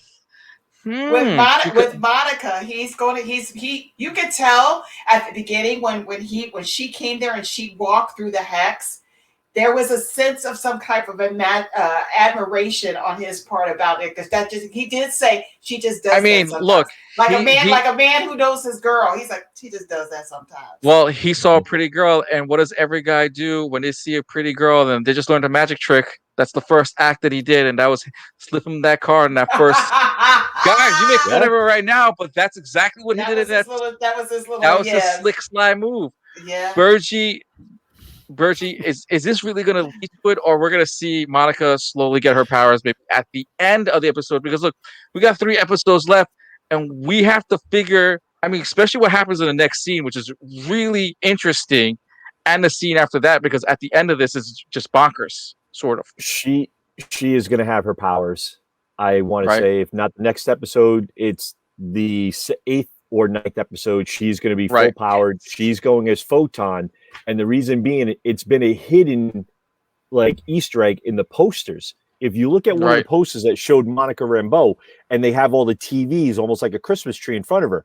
In the top, if you look at the top of her shoulders, she's wearing her Photon armor, her outfit. And then another part shows a portion of her torso. It is the costume. She's going to wear that in this episode. If she doesn't wear it this episode, she's going to have something on it. She's going to have her powers, and we know how she got her powers is a different way. I like the way they're doing it, and I agree with Mayhem. When she came through, she got the power of flight and everything. She absorbed whatever she did to that, and when she came out of it, she had the juice. We saw that when she went in, her clothing changed. Her outfit was Kevlar.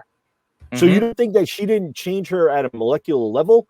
Dude, come on. That was absolutely incredible. And she was just like, whatever. I got to go meet a guy. Like I Right. got to meet a person, Yeah. somebody who's going to get me into that bubble. So she's going Right. in whether she wants to or not. And I think when what's her face, Wanda came out, she changed that hex so no one could get in or out without her permission. Yep. So she Right. needs to find this person to get whatever it is to get in there. She doesn't have the power, but I think because she's been changed, I think she can go back in. Ooh. Might be painful like Vision coming out. It's going to be painful for her to go back in, but I think she will be able to. And It's just a speaking, thought. and just for because we're running out of time, so I'm going to go through both quick scenes that we're going to go through it because it's really intense because we see Vision coming out, and as you said before, Wanda put a hex on that hex, and no one can leave or enter. As Vision has completely stepped out, he's getting pulled back in as if getting torn to pieces. The the shield agents or the shield, whatever the heck you want to call them these days Sword. now, standing outside. Sorry, thank you, Sword is standing outside literally, and Vision's claiming, literally looking at them saying, help, help, these people need help. But Dr. Lewis is looking at them saying, you're actually killing Vision. Why are you not helping Vision in this process? And she is now handcuffed to one of the cars. Lo and behold, then comes the birth of the second child, which is Billy, who is now has the, I guess, powers of Vision, and he hears his father crying in the background. Quicksilver throwing his 2 cents and everything, and Wanda sends him back, shoots him back into the hay, and Wanda quickly goes not just searching for Vision, but literally starts to upgrade her powers.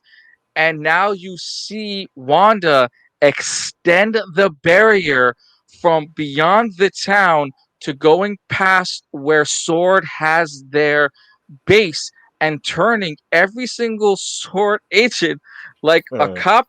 You make fun of cops as clowns. She literally turns all the agents into clown and circus people as if the circus came into town. Yep. We make that joke. We've made that joke into the 90s, and it's actually seen to that, including pieces of the next town over where a used car dealership turns into an older used car dealership. And we see director Hayward flying off. Of course, he seems like he's gone past it, but Monica and Wu seem to see this hex expand more and start gunning it as well too. And we end the episode with Wanda's eyes all fiery red. Leslie, let's start with you. So one thing that you didn't mention is that the doctor got consumed in the hex. Mhm. Yep.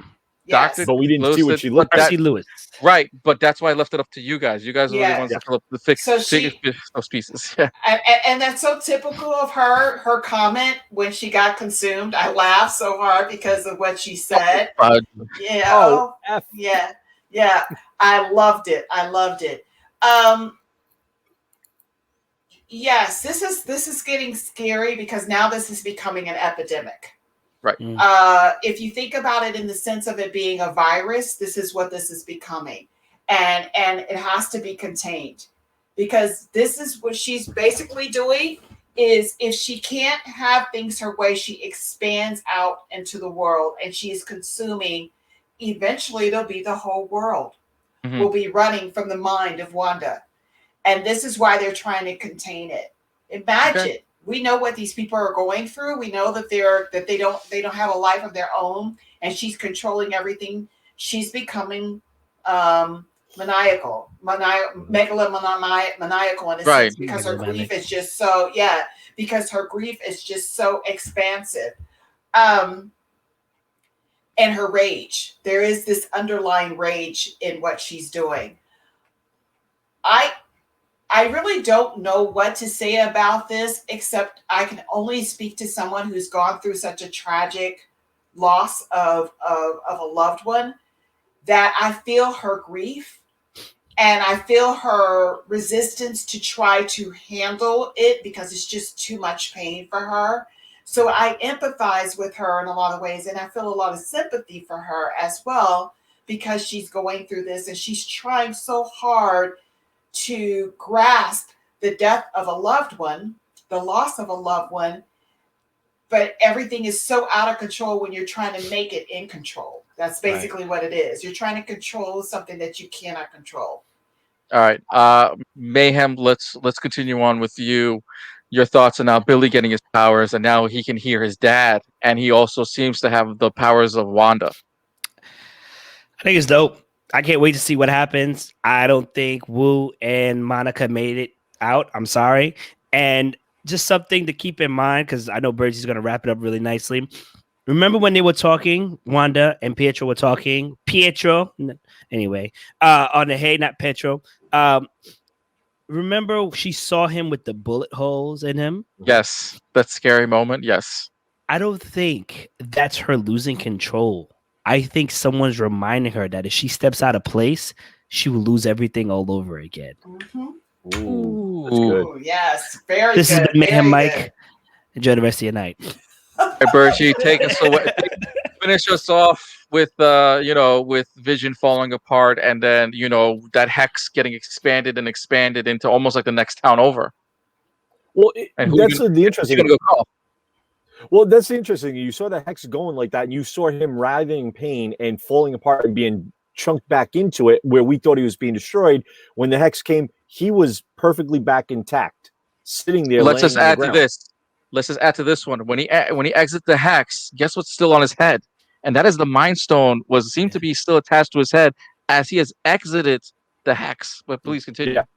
But you saw that like he's all back there together, and she's expanding that dome, and it's growing faster and faster. How many pounds did she just take over? How many more lives did she just engross into her, TV sitcom TV show that she's been running?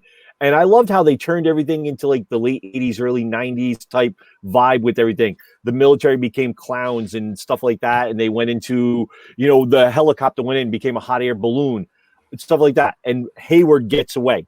I think Monica got away and so did Wu, but I'd like to know what happened to Darcy. Is Darcy part of it? What did she become when she gets into it? And it was fitting, like, Leslie said, like her doing the F-bomb, and we got it. We almost had to swear in a Marvel movie, but we didn't, per se. It's definitely interesting. I'm loving to see where they're going to go with that second one. And when she came back and her eyes were beat red and she just like kind of stopped and the episode ended, I was like, you need episodes 7, 8, 9 right now. Like, give me these right now. Yes. Right Yes. now. Crazy. Right. But as we sit there trying to ponder what happens, guess what? We'll be back next week to tell you all about episode 7. But if you want to continue this little conversation, which is WandaVision episode 6, you'd have to come and join us on Wednesdays on The Take, hosted by what? Yeah, I said episode 7. No, but we're going to talk about, if you want, we're going to add on to episode 6 on Wednesday, where we're going to talk about little slight details that everyone's missed here and there on The Take on Wednesdays. So you can join Mayhem, myself, and Bergie. But if you like spooky things, you can go and join Leslie on Fridays on her show called The Tingling Tea. Guys, my name is Ross Zandia. That's Mike. That's Mayhem. That's Leslie. Go and check out their shows. Don't forget to follow, like, love, share, subscribe to our Facebook, Twitch, and YouTube pages. And don't forget to check out our lovely merch page, and that is at artistclub.ninja. Guys, happy Valentine's Day for your lovebirds out there, and for all of my lovely Chinese Americans and everyone out there, happy Chinese New Year as well too. Thank you all for watching. We'll see you all next week on This Week in Pop Culture. Good night, everyone. Good night. Yeah, the tiger. Later. It's the ox. For me, it's the tiger. I don't know what y'all talking about. Ox.